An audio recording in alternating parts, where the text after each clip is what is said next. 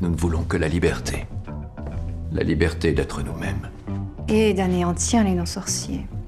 Pas tous, non, pas tous. Nous ne sommes pas si cruels. Oh. La bête de somme aura toujours son utilité. Bon, ok, faut qu'on parle de ce type. Alors, pas lui, hein. Oula, non, pitié. Non, lui. Oui, parce que c'est censé être le même gars, Gellert Grindelwald, le grand méchant des animaux fantastiques. Parce que si on réfléchit 2 secondes, y a un problème. Alors, c'est précisément ce qu'on va faire. Réfléchir 2 secondes. Ou plutôt 28 minutes. Et forcément, je préfère vous prévenir, on va pas mal divulgacher. Commençons par le commencement. Est-ce que j'ai besoin de vous expliquer l'ampleur du phénomène Harry Potter? Non, hein. La preuve, même moi je connais une quantité déraisonnable de choses dessus, alors que je suis pas un fanzous de l'univers, un trekkie, c'est comme ça qu'on dit? Trekkie, c'est, je dirais, assez dénigrant comme terme. Trekker, c'est ce qu'on dit maintenant, trekker. Ah mon dieu, désolé, Trekkie. Je suis vraiment le spectateur moyen qui a vu que les films, et encore pas tous, et certains distraitement, pour être honnête. Sauf le 3, que j'ai été voir 2 fois au ciné parce que je trouvais la réal super cool, sans savoir que, forcément, vu qu'on le doit à Alfonso Cuarón. J'avais même fait un des petits tests là, donc je peux même vous annoncer mon signe astrologique. Pouf souffle. Alors on m'a dit c'était les prolos. D'ailleurs, juste un truc au passage, là, les Potterheads, faudra m'expliquer un petit truc. De ce que j'ai compris, les maisons, c'est selon les personnalités. Et Hermione, ça correspond quand même vachement à Serre d'Aigle, Ron à Poufsouffle et Harry à Gryffondor. Alors pourquoi ils sont tous à Gryffondor? Pourquoi elle a créé des maisons avec des archétypes si c'était pour reproduire exactement les mêmes archétypes dans une maison? Bref, donc, vous voyez, comme à peu près tout le monde, je connais les personnages, un peu le lore, puis surtout le méchant, Voldemort. Et faut reconnaître que la saga a réussi à se forger un antagoniste emblématique, déjà par la façon dont il a été amené tout du long, une menace occulte et terrifiante, précédée par sa réputation. Celui qu'on peut se contenter d'appeler vous savez qui, et dont il fallait carrément pas dire le nom.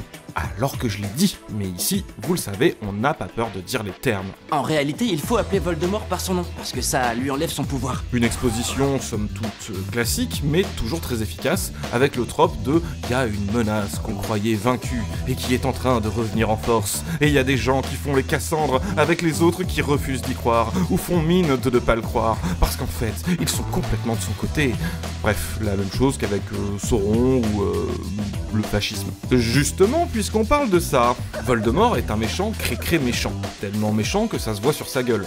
Assez classiquement, il est cruel, machiavélique et pétri d'hubris. Il utilise les pires atrocités pour servir avant tout ses objectifs égoïstes et égocentriques, prendre le pouvoir et atteindre l'immortalité. Cependant, il défend aussi une idéologie. When I put this on, I see the ideology, which is la domination des sorciers sur les moldus, les humains non magiciens. Voldemort est très ouvertement montré comme un suprémaciste sorcier, ce qui, dans cet univers, prend une dimension tout à fait raciste, avec tout un vocabulaire autour de la pureté du sang. Espèce de sang de bourbe. C'est donc pas que c'est pas bien d'être raciste? Enculé de ta race!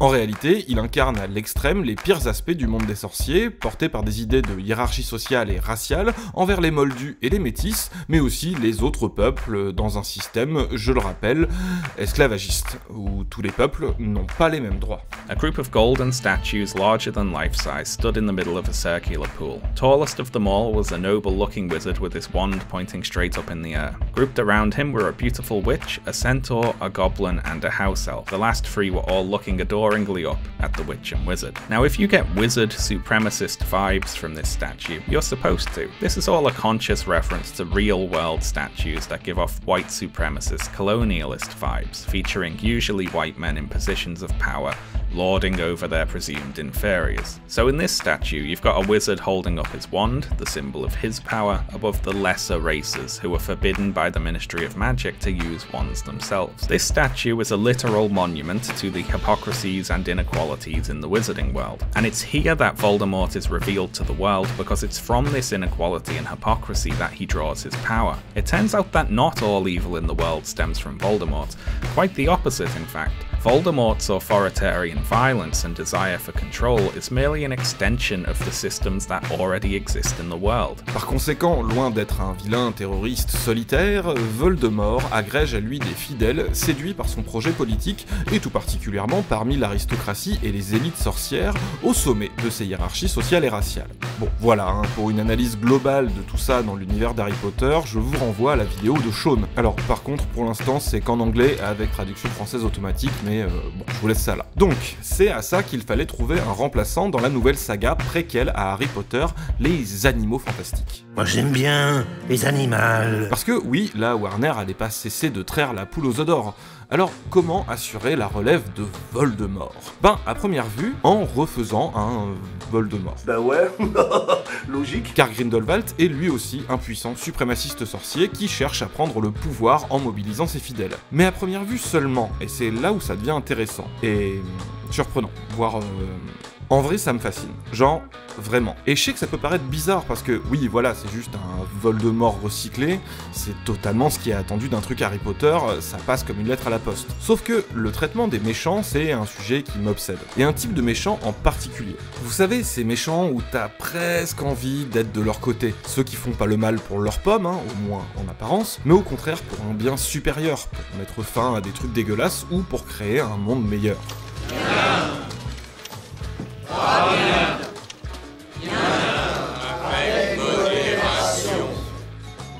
Il y a quelques années, ça a donné une vidéo, le syndrome Magneto. Et si les méchants avaient raison? Vaste question, et bien depuis ce concept est devenu un livre au diable Vauvert qui est sorti le mois dernier. Quelle coïncidence! Sarbacane. Non, ça serait comme un système. Non, c'est pas... Pas du tout, hein, bien sûr, hein, puisque c'est pour pondre ce pavé que je me suis intéressé à Grindelwald, et j'en suis venu à attendre les suites juste pour ça. Pour voir de quelles figures acrobatiques bizarres ils allaient nous gratifier dans cet aquaplaning incontrôlable à plusieurs centaines de millions de dollars.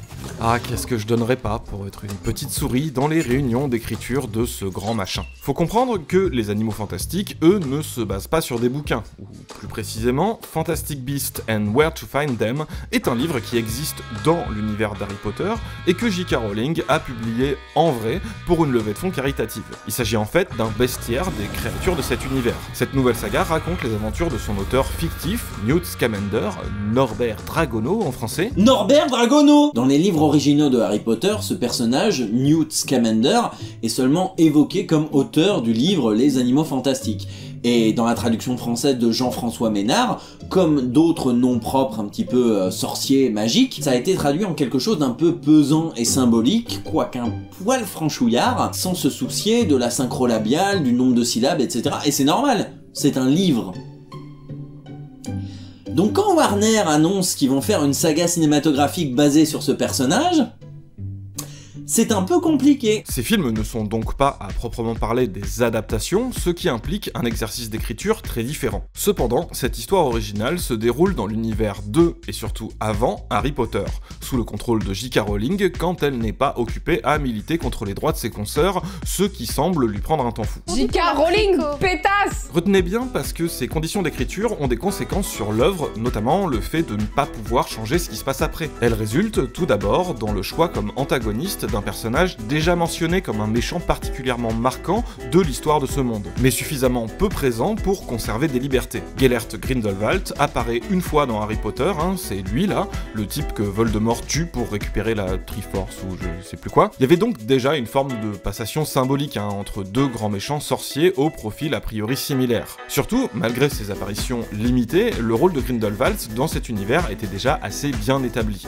Vraiment bien même. Hein. Comment dire? Alors il suffit d'une courte biographie pour discerner le rôle qu'il est censé occuper dans cet univers. Né en Europe centrale à la fin du 19e siècle, Gellert Grindelwald fait ses études à l'Institut Durmstrang. Il recherche tout au long de sa vie à imposer le règne des sorciers sur les Moldus, considérés comme inférieurs. Pour avoir tenté d'aboutir à ses fins par la force, il fait un séjour en prison, à l'issue duquel il tente de prendre le pouvoir par la voie électorale, soutenu par une foule de partisans et l'aide du ministère de la magie allemand en 1932. Après des années de combat, la résistance du magicien britannique Dumbledore met un terme à son ascension à l'Est. En 1945. Suite à quoi, il est enfermé en Autriche dans la prison de Nuremberg en Autriche. C'est Hitler, c'est totalement Hitler dans le monde des sorciers, c'est le Hitler magique. Ouais, enfin ça tombe mal parce que moi s'il y a bien un nazi que je peux pas blairer, bah, c'est justement ce mec-là, Hitler. Est-ce qu'on peut mettre la magie en l'air dans cette salle? Alors, pourquoi pas, hein. Les Animaux Fantastiques se déroulent fin des années 20, début des années 30, et Voldemort rappelait justement une résurgence de ces idéologies. Juste, là, l'analogie est vraiment, mais alors vraiment, beaucoup plus directe. Mais pourquoi pas, hein. Non, ce qui est giga bizarre, c'est ce qu'ils ont fait à partir de cette base simple, voire simpliste. Et ben ça vient justement du fait de le traiter avec ce que j'appelle le syndrome Magnéto, dont l'un des intérêts, c'est de donner de la complexité à des enjeux qui restent assez manichéens, et de l'épaisseur à des antagonistes un peu caricaturaux. Parce que faut pas oublier que, même si ça passionne comme pas permis des geeks dans la force de l'âge, on parle quand même de programmes familiaux qui sont faits aussi et avant tout pour la jeunesse. Harry Potter doit d'ailleurs une grande part de son poids culturel au fait d'avoir grandi avec son jeune public, avec des personnages qui vieillissaient comme eux et des thématiques toujours un peu plus sombres et mûres. Là-dessus, Les Animaux Fantastiques est assez perturbant. Comme son titre l'indique, ça va beaucoup tourner autour du bestiaire surnaturel de cet univers et du nouveau héros. Ouah, il est pouf souffle, c'est ma maison, je suis trop... Non, je sais pas pourquoi j'essaie de faire semblant. Du nouveau héros, Norbert Dragono, qui adore les animaux. Moi j'aime bien les animaux, les petits chats, surtout. Une base absolument parfaite pour la cible jeunesse, avec plein de bébêtes trop mignonnes, trop rigolotes, trop magnifiques, ou qui font trop peur. Ils étaient dans des arbres qui sont terribles. Les hippopotames, des crocodiles, les monstres, des fantômes. Et en même temps, Hitler. Mais genre, c'est pas un simple niveau de lecture caché que seuls les adultes vont percevoir. Les personnages sont d'ailleurs ici, contrairement à Harry Potter, des adultes. L'arc central, c'est autour de toutes ces histoires de projets politiques, de prise de pouvoir, d'institutions, de racisme, de terrorisme, de génocide. En fait, on dirait qu'ils ont pas réussi à se décider niveau ton entre ça, voilà pour l'eau, et ça. Et pour le coup, je les trouve assez ingénieux quand il s'agit de relier ces deux dimensions qui ont a priori aucun rapport, en intégrant toujours des enjeux de bestiaire à l'intrigue politique de Grindelwald. Et cette intrigue, mais alors cette intrigue... Bon, c'est bon. Maintenant, vous avez toutes les cartes en main pour voir où je veux en venir. Faites la connaissance d'Adolf Hitler, celui que vous allez adorer détester. Si les projets suprémacistes et génocidaires de Voldemort et Grindelwald paraissent du même tonneau, leur traitement s'avère bien différent. Là où le premier cherchait à entériner des dominations existantes, en réaffirmant la supériorité des sorciers de sang pur, le second prétend mettre fin à des discriminations et à un statu quo injuste, et qui s'appelle syndrome Magnéto. Je souhaite que tu œuvres avec moi, pour un monde où les sorciers pourront vivre au grand jour et aimer librement. Il paraît que vous êtes un salaud. C'est dans ce qui se raconte. Et dans ce cas, on croit pas si bien dire, puisque déjà, ça encoche toutes les cases, hein, mais on se rapproche carrément d'une situation à la X-Men. Les sorciers, comme les mutants, doivent cacher leur nature aux yeux du monde qui, comme le veut la formule, les craint et les hait. Alors, notez bien qu'ils dissimulaient déjà leur monde dans Harry Potter et devaient éviter d'intervenir dans les affaires des Moldus. Mais ici, les sorciers, comme les mutants, loin d'être une allégorie monolithique, renvoient à plein de problématiques. Les deux doivent vivre au placard, ce qui rappelle évidemment l'histoire des personnes LGBT, sujet sur lequel J.K. Rowling a quelques angles morts, on va dire, mais bon, pourquoi pas. On retrouve même des espèces de ligues de vertu conservatrices anti-sorcellerie, ce qui rappelle autant les paniques morales puritaines sur le satanisme, ou sur les livres Harry Potter eux-mêmes, en fait. And I don't care what kind of hero they are, they're an enemy of God, and had it been in the Old Testament, Harry Potter would have been put to death. Ou sur les mœurs et l'ordre moral en général. Nous ne voulons que la liberté. La liberté d'être nous-mêmes. D'ailleurs, le personnage de Croyance, décidément il y a que des gens super dans ce projet, Croyance c'est un jeune élevé dans une famille comme ça, qui réprime violemment sa nature jusqu'à rejoindre Grindelwald et sa promesse d'un monde où il pourrait vivre librement ce qu'il est. Il a cruellement besoin d'une famille, cruellement besoin d'amour. Ce qui a l'air d'être maléfique, apparemment. Il y a comme un pattern, mais restons-en là. Le contexte fait également référence à l'apartheid et la ségrégation, parce que, déjà, c'est littéralement une ségrégation raciale. En plus, on démarre aux États-Unis des années 20. Une des grosses intrigues concerne l'impossibilité pour une sorcière et un moldu de vivre leur romance au grand jour, ce qui, bien sûr, parle aux couples gays, mais aussi aborde la question des couples mixtes, alors réellement interdits dans ces USA ségrégationnistes. Sorcière qui, du coup, rejoint Grindelwald et sa promesse d'un monde où elle pourrait vivre librement, son amour.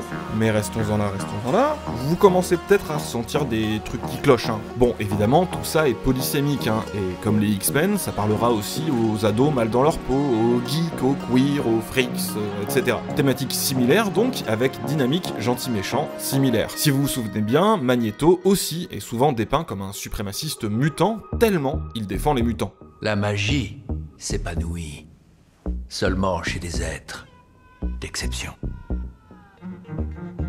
Elle est accordée à ceux qui poursuivent de grands desseins. Tu es un dieu parmi les insectes. Celui qui te dira le contraire est fou.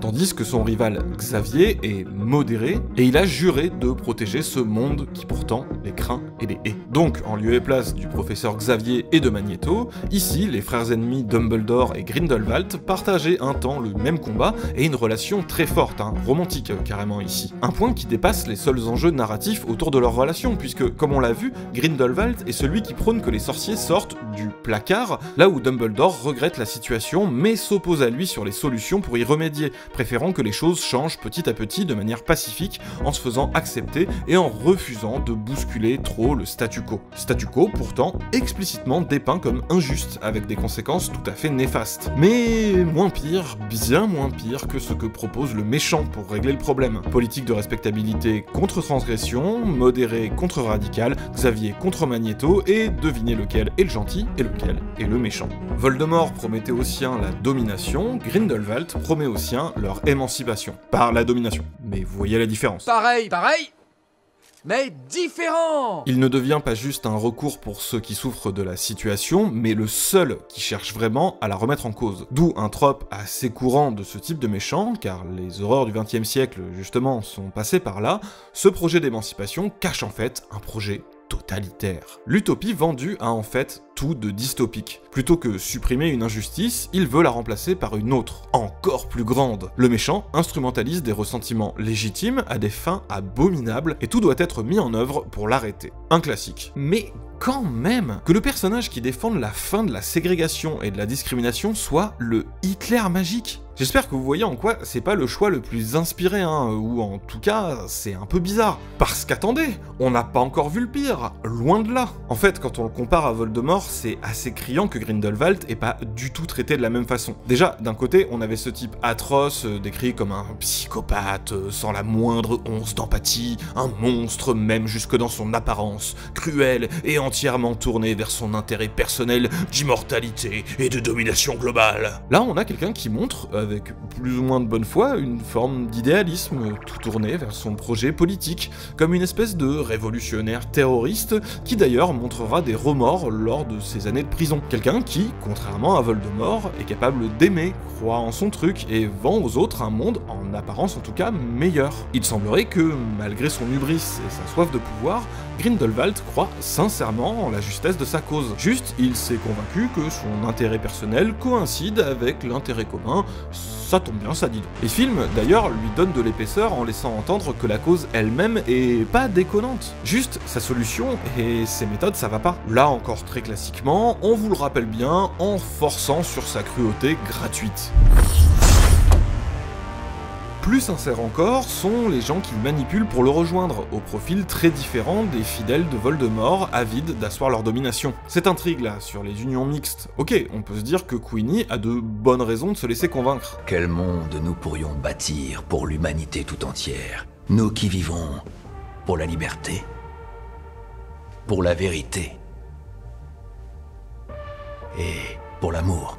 Sauf que elle devrait pas être la mieux placée pour se méfier de son discours qui considère les Moldus comme des êtres inférieurs à dominer, réduire en esclavage, voire exterminer? C'est son mec, lui, c'est pour lui qu'elle fait ça, c'est pas un caniche qu'elle voulait pouvoir promener au grand jour. Mais c'est ce personnage-là qui se laisse tenter par le côté obscur? Queenie Goldstein? Parce que oui. Autour de leur grand bureau, dans leur grande réunion de grands professionnels des grands studios, rompus aux arcanes de l'écriture et payés en conséquence, ils ont choisi d'appeler ce personnage Queenie Goldstein, le nom le plus explicitement associé aux juifs ashkénazes de tout le cast, et de lui faire rejoindre les nazis magiques. À Queenie Goldstein, pour mettre fin à la ségrégation raciale, avec le Hitler gay. Oui. Qu'est-ce que... quoi? Il se passait quoi? Dans vos têtes, il se passe quoi? Pourquoi personne n'a émis d'objection? Qui a validé ça? Quel est le projet? C'est quoi ce bordel? Et où vont les eaux bleues du Tanganyika? Alors je sais, il y en a qui vont dire que j'en fais trop là, mais rendez-vous compte comment rien que ce petit choix-là montre à quel point ces gens ne réfléchissent pas à ce qu'ils écrivent. Il y a des mois de pré-prod, de validation, de relecture, de script doctor, avant même de lancer l'énorme machine que représentent des films comme ça. Tout est passé au crible, donc ce qui se retrouve dans le résultat final, ça dit quelque chose de toute la chaîne de production. Surtout quand, comme on vient de le voir, c'est symptomatique de tout le traitement des films. Et me dites pas que c'est du détail, parce que c'est pas fini. Il y a encore mieux que ça. Accroche-toi bien, ma belle, parce que cette fois, tu vas bien te marrer. Voyez-vous, il y a un enjeu de taille dans le projet du méchant. Comme le fait remarquer Sean dans la vidéo que j'ai citée plus haut, Grindelwald se trouve être capable de percevoir le futur, donc il utilise pour convaincre les sorciers qu'il faut impérativement prendre le pouvoir sur les Moldus, sous peine de courir à la catastrophe. Et de fait, on sait qu'il les bidonne pas ces visions, étant donné leur teneur. Donc, le méchant prévient, à juste titre, qu'il va y avoir tout ça. Genre, c'est même pas une métaphore quoi, c'est les vrais événements historiques. Lui, ce ersatz de Führer, il compte bien empêcher ça. Le voilà, notre ennemi. Leur arrogance. Leur soif de pouvoir. Leur barbarie. Et les héros, heureusement, vont tout faire pour l'en empêcher. L'empêcher d'empêcher la Seconde Guerre mondiale, et la Shoah, et les bombes atomiques sur le Japon. Wow, just...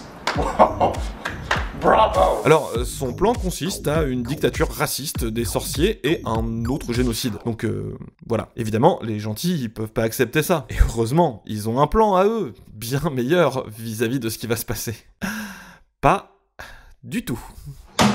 C'est tout le temps pareil. Ils donnent tout pour arrêter le méchant. Et après, ils font rien de spécial. Bon, j'attends de voir, hein. Il paraît qu'il y a 2 autres films après, mais déjà, on verra si c'est maintenu, hein. Et surtout, j'ai hâte de voir ce qu'ils vont faire de ça. Parce que là, à la fin, c'est même pas genre abordé. Ça a l'air d'être parti comme en 40. D'autant que ces événements, on sait qu'ils vont se produire dans l'univers préétabli d'Harry Potter, comme dans le nôtre. On est censé se dire que tout rentre dans l'ordre, tout est bien qui finit bien, et embrassons-nous Folleville.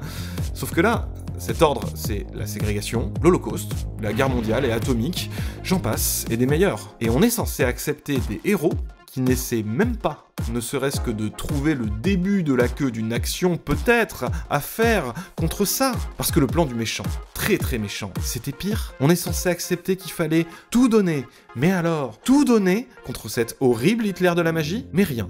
Vraiment rien contre, je sais pas, le horrible Hitler de la vraie vie. J'imagine que ça peut être une histoire de non-intervention, genre c'est pas notre problème, chacun s'occupe de son Hitler et les faves seront bien gardées. Mais si c'est ça votre morale, déjà vous êtes vraiment les pires héros. Et puis surtout, assumez-la, abordez le sujet. Faites pas ce truc comme à chaque fois de juste ignorer les implications de vos actes parce que vous êtes sauvés par le générique. Et en vrai, ils en sont pas à leur coup d'essai avec cet univers. Vous vous souvenez quand on s'est rendu compte que la société des sorciers avait réduit en esclavage un peuple entier, une race magique, hein, bon. Merci Harry de m'avoir sauvé de mon méchant maître. De rien, c'était vraiment injuste comme situation. Bravo.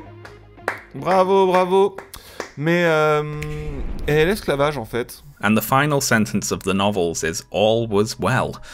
All is well, but yes, we are keeping the slaves. We're the good guys. Is owning slaves wrong as it's presented to us in the Harry Potter stories? Which again we have to answer with, it depends. Are you a good slave owner or a bad slave owner? Bah non, on n'en parle plus. Ah si, pardon. Après, on explique que lui, il était maltraité, mais en fait, les elfes de maison, ils sont plus heureux en tant qu'esclaves. Ils sont faits pour ça, vous voyez. Sinon, ils partent en couille. Il y a Hermione, quand même, hein, qui milite contre la fin de l'esclavage. Mais elle est insup et elle a rien compris, alors tout le monde, y compris la narration, se fout de sa gueule. Bien.